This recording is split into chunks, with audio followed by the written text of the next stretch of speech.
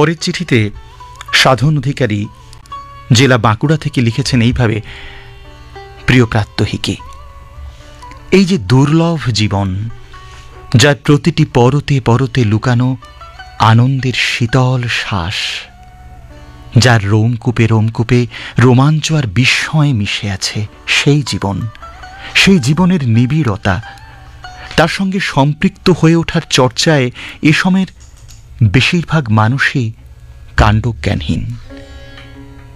যে জীবন সম্পর্কে আর কিছু জানি আর না জানি, এটুকু তো জানি যে একদিন পাড়ি জমাতে হবে এই জীবন ছেড়ে, পড়ে থাকবে সব কিছু, আমার আপন, আমার যাপন, আমার শোক, আমার উপার্জন, আমার না পাওয়া, আমার আনন্দ, সব কিছু হয় ছাই হবে, নয়তো মাটিতে মিশবে। আমরা জানি এই পরিণতি নিশ্চিত। ট্রিগারে আঙুল ঠেকিয়েই রেখেছে সময়, শুধু তাতে আলতো চাপ দেওয়ার অপেক্ষা। তবু দেখো, সময়ের সমুদ্রে বাস করেও মানুষের হাতে সময় নেই, ছুটছে সব কলের পুতুলের মতো। কোনো কাণ্ডজ্ঞান নেই কারো। বসের ধাতানির হাত থেকে বাঁচতে বাদুড় ছোলা হয়ে ছুটছে মানব। প্রমোশনের জন্য কি না করছে অমৃতস্ব পুত্র। একতলায় শান্তি নেই, 5 তলা বাড়ি চাই। 2 চাকায় মন উঠছে না, নতুন মডেলের 4 চাকা চাই। টাকা চাই, আরো টাকা, আরো আরো আরো। সম্পর্কের গুরুত্ব নেই, মর্যাদার পাঠ নেই, শুধুই ছুটছি, শুধু ছুটছি।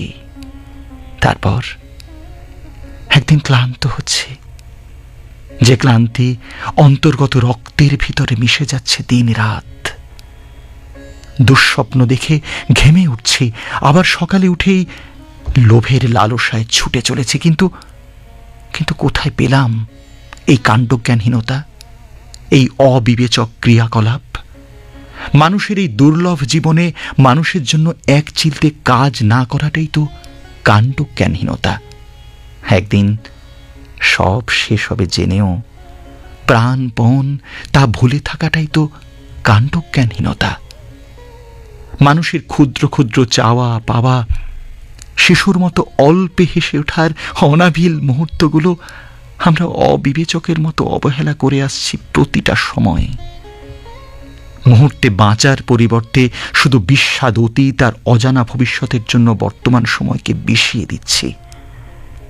চরম এই কাণ্ডজ্ঞানহীনতা চেপে ধরেছে সংসারকে। মাঝে মাঝে শিক্ষা দেওয়ার মতো কিছু ঘটনাও ঘটে। সাম্প্রতিক বিভিন্ন ঘটনায় বহু নিরপরাধ মানুষের আকস্মিক মৃত্যু চোখে আঙুল দিয়ে জীবনের অনিশ্চয়তাকে চিনিয়ে দিল। তবু আমরা কাণ্ডজ্ঞানহীনের মতো পার্থিব আকাঙ্ক্ষার বাইরে বেরোতে পারছি না। বড্ড দৃঢ় হয়ে বসেছে এই শিকড়। লিখলেন সাধন অধিকারী, জেলা বাঁকুড়া থেকে।